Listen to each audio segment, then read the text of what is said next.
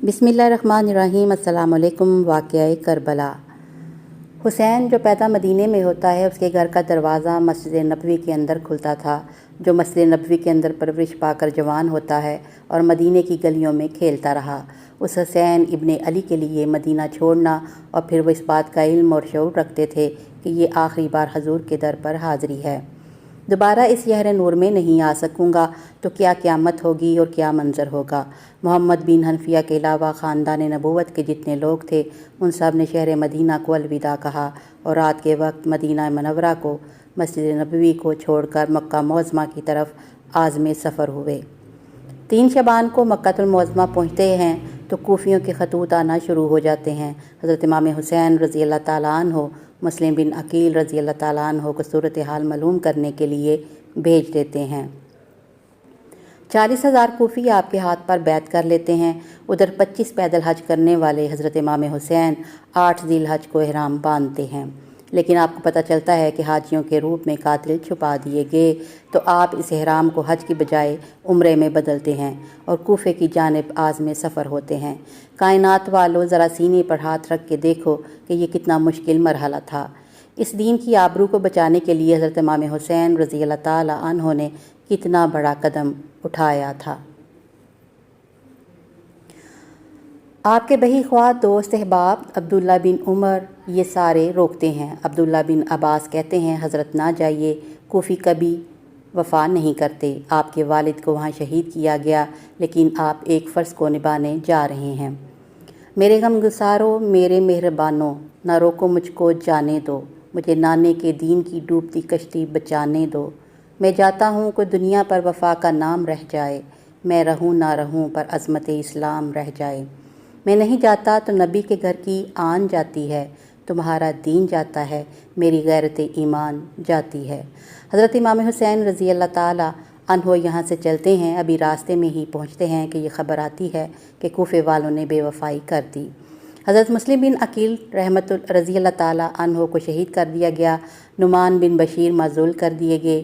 इब्ने मरजाना Ibn Ziyad वहाँ मुतय्यन कर दिया गया, जो कि सख्त गिर शख्स था और उसने लोगों को डराया धमकाया और कूफे के लोगों के दिल बदल गए और वह बैतें तोड़ने लगे। वह मंज़र मस्जिद कूफा का कितना दिलगदाज था। जब इमाम नमाज के लिए खड़े हुए तो 40,000 लोग आपके पीछे थे। जब सलाम फेरा, इमाम ने देखा कि पीछे लोग नहीं हैं। फिर लोगों ने अपने दरवाज़े भी बंद कर लिए। रात की तन्हाइयाँ हैं और हज़रत मुस्लिम बिन अकील रज़ी अल्लाह ताला अन्हो को कोई पनाह देने वाला नहीं है। लोगों ने दरवाज़े बंद कर लिए कि कहीं हमारे घर में ना आ जाएं और हम हुकूमती तशद्दुद का शिकार ना हो जाएं। कितना मुश्किल लम्हा है। हज़रत मुस्लिम बिन अकील रज़ी अल्लाह ताला अन्हो और फिर हज़रत मुस्लिम बिन अकील रज़ी अल्लाह ताला अन्हो बेदर्दी से शहीद कर दिए जाते हैं। आप अभी रास्ते में हैं, सारी कहानी पहुंचती है कि हज़रत मुस्लिम शहीद कर दिए गए और बेदर्दी से शहीद किए गए हैं। वो जिन्होंने ख़त लिखे थे कि हम आपके साथ हैं और हम मुंतज़िर हैं, चश्मे बरा हैं, आपके कदमों की चाप सुनने के लिए बेताब हैं, आज उन्होंने बैतें तोड़ दी। 40,000 कूफी मुनहरफ हो गए। मस्जिद कूफा का वो मंज़र किस कदर रूह को तड़पा देने वाला था, जो मुस्लिम बिन अकील रज़ी अल्लाह ताला अन्हो और ख़ानदान नबूवत के साथ कूफा वालों ने किया।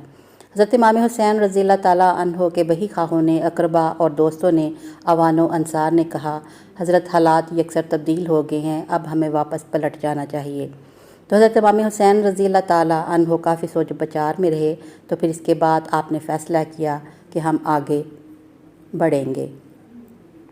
दोस्तों ने कहा, हज़रत हमें लगता है अगर आप आगे बढ़ेंगे तो ये आपके साथ अच्छा सलूक नहीं करेंगे, आप बच्चों के सामने प्यासे शहीद कर दिए जाएंगे। तो हज़रत इमाम हुसैन रज़ी अल्लाह ताला अन्हो ने वहाँ एक खुतबा इरशाद फरमाया कि लोगों, जो तुम मुझे बता रहे हो मुझे अच्छी तरह मालूम है। तुम मुझे मंज़र पेश कर रहे हो, मेरी निगाहों में है, और जो कुछ होने वाला है चश्मे तसव्वुर वो मंज़र देख रही है। क्योंकि हज़रत इमाम हुसैन रज़ी अल्लाह ताला अन्हो की शहादत की खबर उनके पैदा होते ही ख़ानदान नबूवत में आम थी। हज़ूर अलैहिस्सलातु वस्सलाम को ये बात हज़रत जिब्राईल अमीन ने आके बताई थी। जब हुसैन इब्ने अली रज़ी अल्लाह ताला अन्हो के साथ हज़ूर सल्लल्लाहु अलैहि वसल्लम मोहब्बत का इजहार कर रहे थे, तो ये जिब्राईल अमीन ने आकर कहा था कि हज़ूर, आपका ये बेटा अर्ज़ तफ में शहीद कर दिया जाएगा, और करबला की मट्टी लाकर हज़ूर को दी और उम्मे सलमा रज़ी अल्लाह ताला عنہا کو حضور نے عطا کر دی۔ حضرت ام سلمہ رضی اللہ تعالیٰ عنہ کہتی ہیں کہ ایک دن میں سوئی تو خواب دیکھا کہ حضور کے بال مبارک بکھرے ہوئے ہیں اور سخت پریشان ہیں، تو میں نے کہا حضور صلی اللہ علیہ وآلہ وسلم آپ کی یہ حالت کیا ہے؟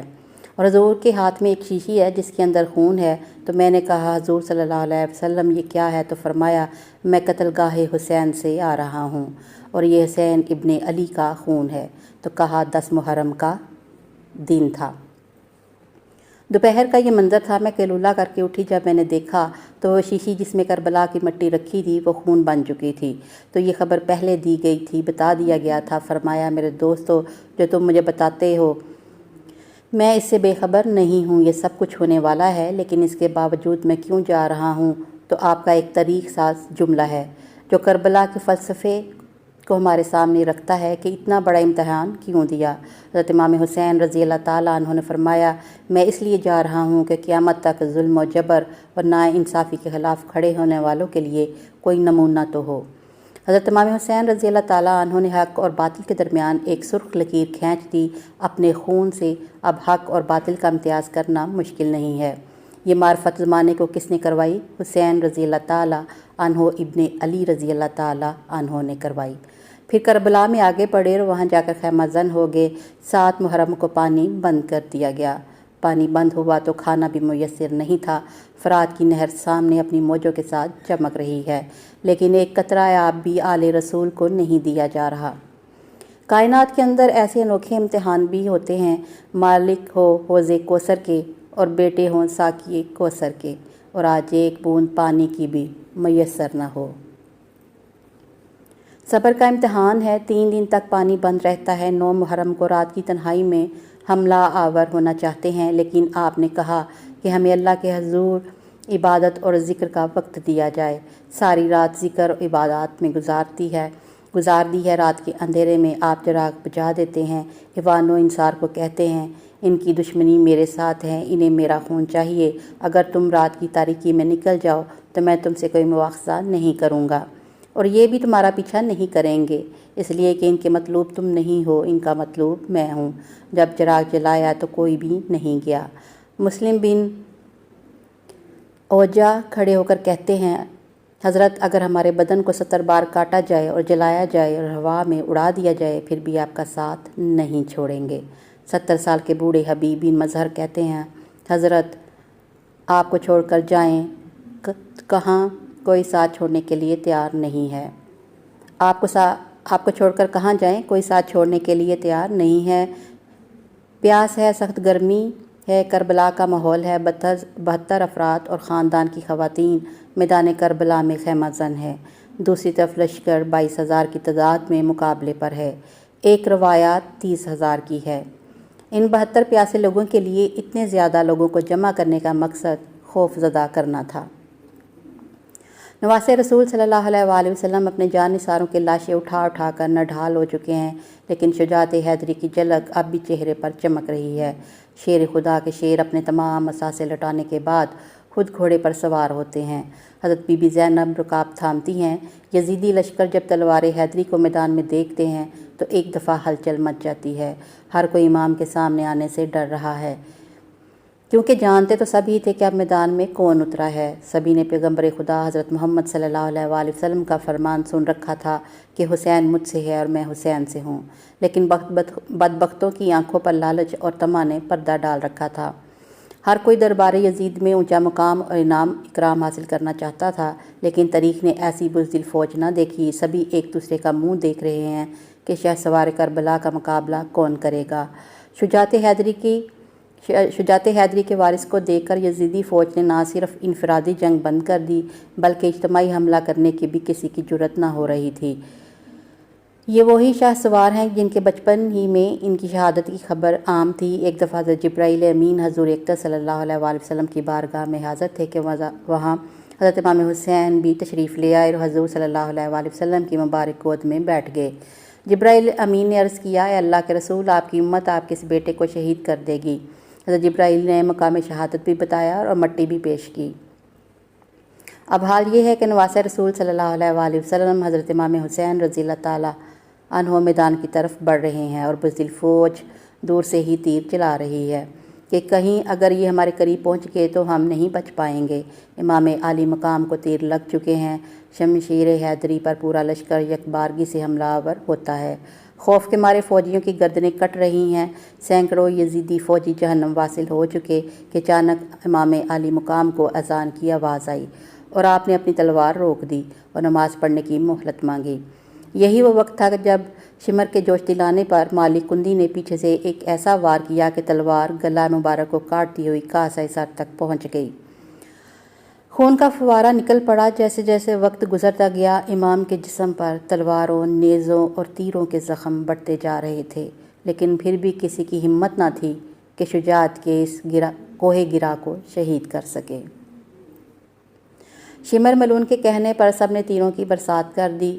خولی بن یزید نواسۂ رسول صلی اللہ علیہ وآلہ وسلم کا سر کاٹنے کے لیے آگے بڑھا، لیکن ہاتھ کانپ گئے۔ پھر شقی القلب بدبخت اور ذلیل سنان بن انس آگے بڑھا اور انعام و اکرام کی لالچ میں امام عالی مقام کا سر تن سے جدا کیا۔ ملعون ابن زیاد کے حکم پر تمام سر نیزوں پر چڑھا دیے گئے اور جسم اطہر کو گھوڑوں کے ٹاپوں تلے پامال کیا گیا۔ شہادت حسین رضی اللہ تعالیٰ عنہ تاریخ انسانی کا ایک غیر معمولی واقعہ ہے کہ پیغمبر کے پیروکاروں نے اپنے نبی صلی اللہ علیہ وآلہ وسلم کے نواسے کو بے دردی سے شہید کر کے اس کا سر اقدس نیزے پر سجایا۔ یہی نہیں، خاندان رسول صلی اللہ علیہ وآلہ وسلم کے شہزادوں اور اصحاب حسین رضی اللہ تعالیٰ عنہ کو بھی اپنے انتقام کا نشانہ بنا کر انہیں موت کے گھاٹ اتار دیا۔ نواسۂ رسول صلی اللہ علیہ وآلہ وسلم حسین رضی اللہ تعالیٰ عنہ ابن علی رضی اللہ تعالیٰ عنہ اور ان کے 72 جان نثاروں کے خون سے کربلا کی ریت ہی سرخ نہیں ہوئی، بلکہ اس سرخی نے ہر چیز کو اپنی لپیٹ میں لے لیا۔ محدثین بیان کرتے ہیں کہ امام عالی مقام کی شہادت پر نہ صرف دنیا روئی، زمین و آسمان نے بھی آنسو بہائے۔ محدثین بیان کرتے ہیں کہ نواسۂ رسول صلی اللہ علیہ وآلہ وسلم کی شہادت کے وقت بیت المقدس میں جو پتھر اٹھایا گیا اس کے نیچے سے خون نکلا۔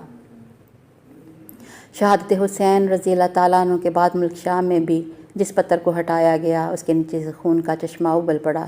محدثین کا کہنا ہے کہ شہادت حسین پر پہلے آسمان سرخ ہو گیا، پھر سیاہ ہو گیا۔ امام طبرانی نجم الکبیر میں محمد بن سرین سے روایت کرتے ہیں کہ حضرت امام حسین رضی اللہ تعالیٰ عنہ کی شہادت کے وقت آسمان پر سرخی چھائی رہی۔ اس کے علاوہ امام بہقی نے اپنی کتاب دلائل النبوت البہقی میں یہ روایت نقل کی ہے کہ حضرت علی بن مظہر نے اپنی دادی سے یہ روایت کی ہے کہ انہوں نے کہا امام حسین کے زمانہ میں کم عمر دشیسہ تھی، اس وقت آسمان کئی دنوں تک جمے ہوئے خون کی مانند ہو گیا تھا۔ حضرت امام حسین کی شہادت کے بعد سید زادیوں کو قیدی بنا لیا جاتا ہے۔ اب اسیران کربلا کا قافلہ شہیدوں کے سروں کے ساتھ کوفہ کی جانب روانہ ہو جاتا ہے۔ ادھر کربلا کی ریت پر سید زادوں کے جسم بغیر سروں کے بے کور و کفن بکھرے پڑے ہیں۔ اللہ اکبر۔ تاریخ گواہ ہے کہ شہادت کے 3 دن بعد 13 محرم کو مقام غازریہ سے قبیلہ بنی اسد سے خواتین دریائے فرات پر پانی لینے آئیں تو انہوں نے بغیر سروں کے جسموں کو بکھرے دیکھا تو سب کی چیخیں نکل گئیں۔